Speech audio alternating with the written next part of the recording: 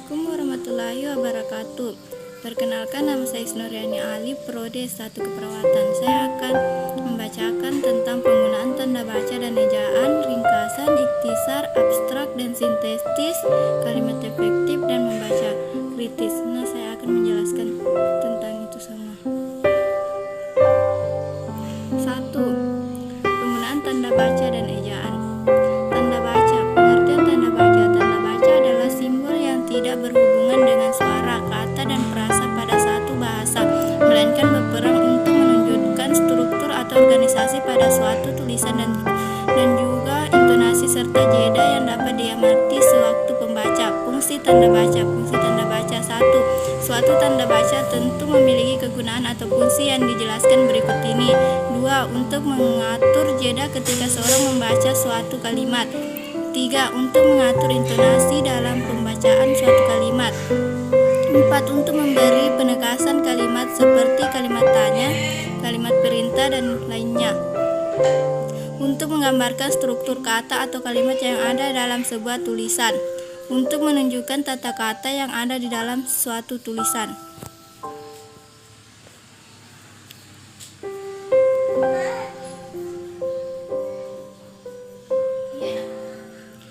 Jenis-jenis tanda baca. Jenis tanda baca dalam bahasa Indonesia adalah sebagai berikut. 1. Tanda baca titik. 2. Tanda baca koma. 3. Tanda baca titik koma. 4. Tanda baca titik 2. 5. Tanda hubung. 6. Tanda pisah. 7. Tanda elipsis. 8. Tanda kurung. 9. Tanda tanya. 10. Tanda seru. 11. Tanda kurung siku. 12. Tanda petik. 13. Tanda petik tunggal. 14. Tanda garis miring. 17. Tanda apostrof.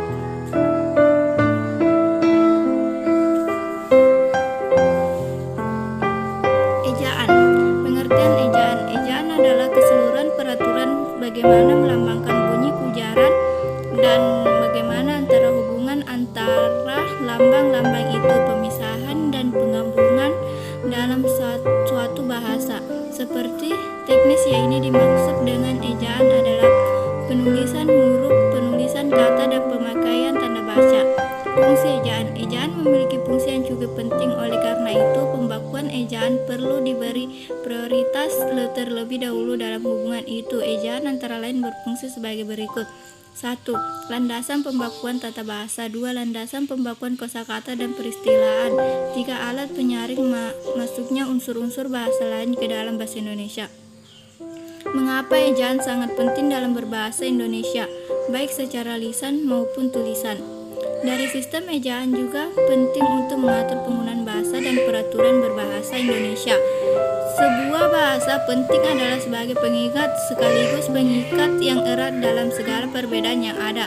Pentingnya sistem ejaan pada bahasa Indonesia. Untuk mempertegas atau menyamakan bahasa yang digunakan.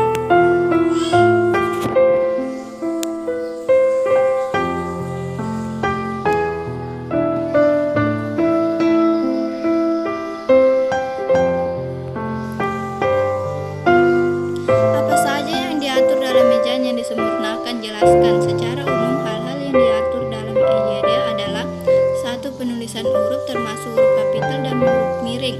2. Penulisan kata. 3. Penulisan tanda baca. 4. Penulisan singkatan atau akronim. 5. Penulisan angka dan lambang bilangan. 6. Penulisan unsur sarapan. B. Ringkasan, ikhtisar, abstrak, dan sintetis.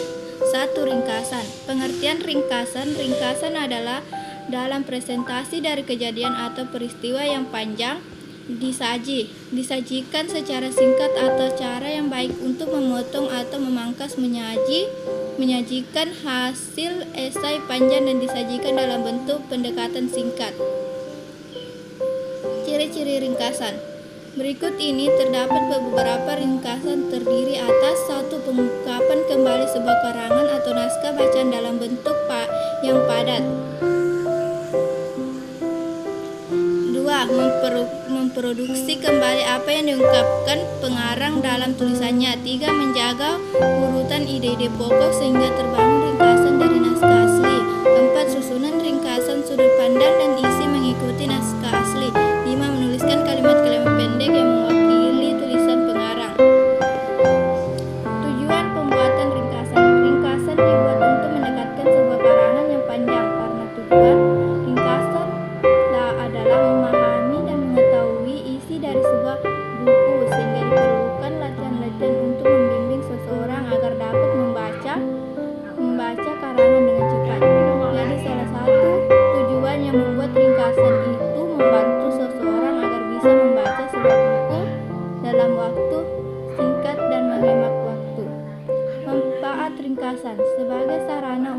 membantu kita dalam mengingat isi sebuah buku atau suatu uraian yang begitu panjang.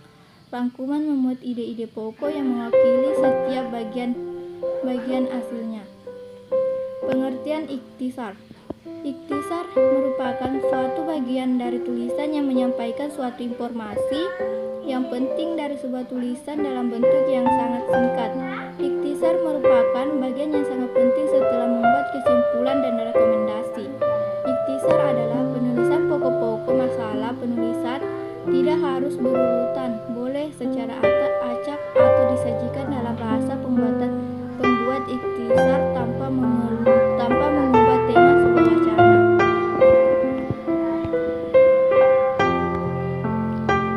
Ciri-ciri dan fungsi ikhtisar.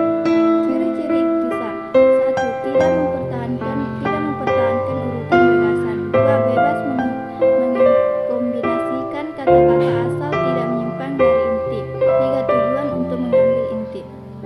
Fungsi ikhtisar.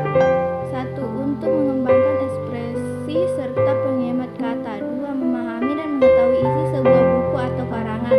3. Membimbing dan menuntut seseorang agar dapat.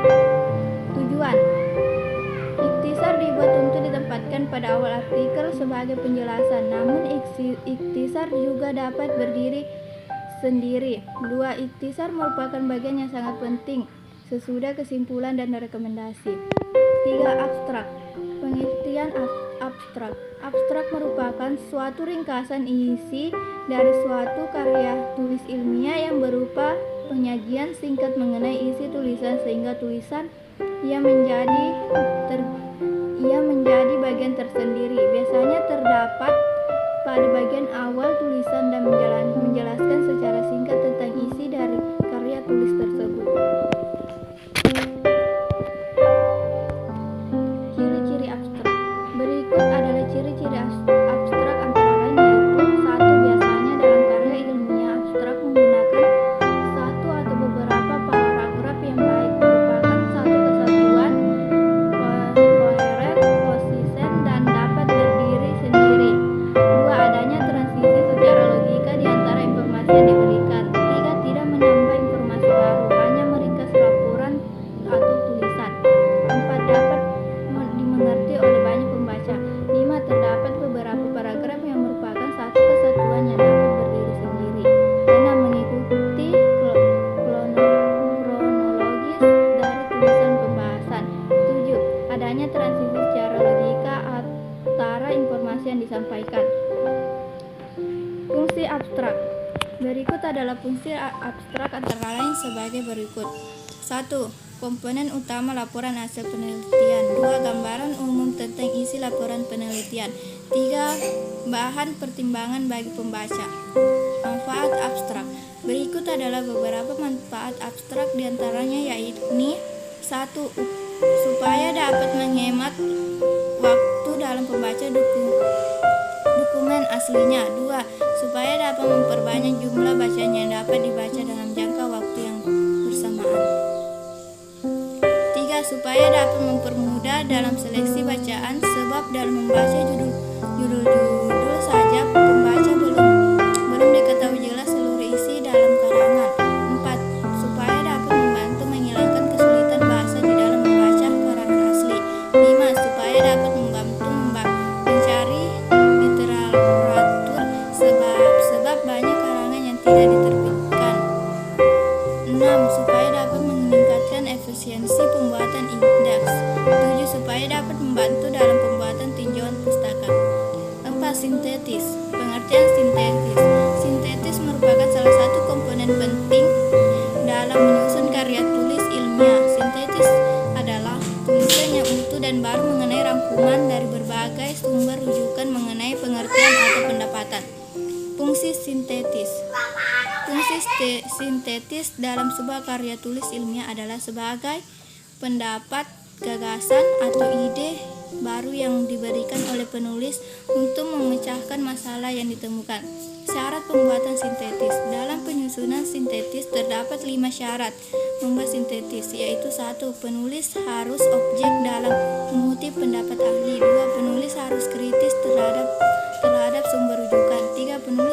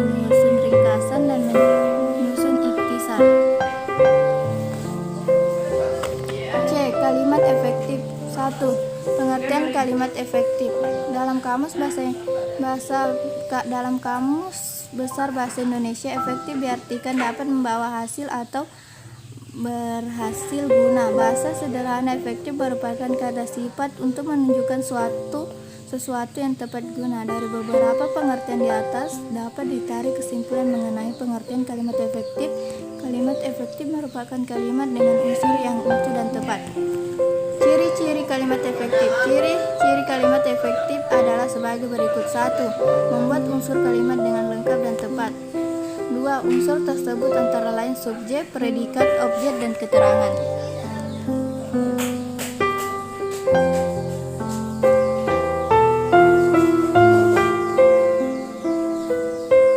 3. Menaati ejaan dan kaidah kebahasaan yang baku. 4. Memiliki dikti secara tepat. 5. Memadamkan struktur bahasa dengan jalan pikiran yang logis dan sistematik. 6. Ide pokok tersampaikan dengan jelas. 7. Menggunakan kata dengan tepat dan tidak bertele-tele. 7. Memanfaatkan variasi struktur kalimat.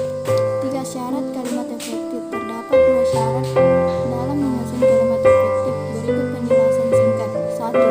Kebenaran. Kalimat efektif harus disasarkan pada penulisan yang baik dan benar sesuai dengan ejaan yang dianjurkan. Kaidah kebahasaan ketat mengikuti tata bahasa baku.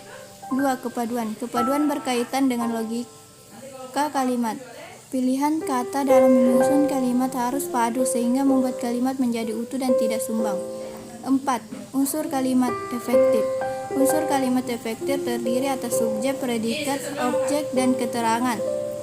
Syarat untuk membuat kalimat yang dapat dipenuhi minimal dengan unsur predikat, namun dalam kalimat efektif perlu kehadiran objek atau keterangan agar dapat terkesan utuh. 5. Struktur kalimat efektif. Struktur kalimat efektif mengikuti jenis kalimat. Struktur penempatan subjek, predikat, objek, dan keterangan menyesuaikan jenis kalimat atau dibuat selama syarat untuk menyusun kalimat efektif sudah ditaati, maka strukturnya hanya tinggal menyesuaikan jenis kalimat. 6. Contoh kalimat efektif. Ibu subjek, belanja predikat, buah, sayur, telur, daging sapi, dan beras objek. Di pasar keterangan tempat. Contoh kalimat tidak efektif. Taman itu merupakan adalah tempat kesukaannya. D. Membaca kritis. Membaca kritis merupakan membaca kritis. 1. Pengertian membaca kritis. Membaca kritis merupakan tahapan lebih jauh daripada membaca intensif yang dianggap sebagai kegiatan membaca yang bertataran lebih tinggi.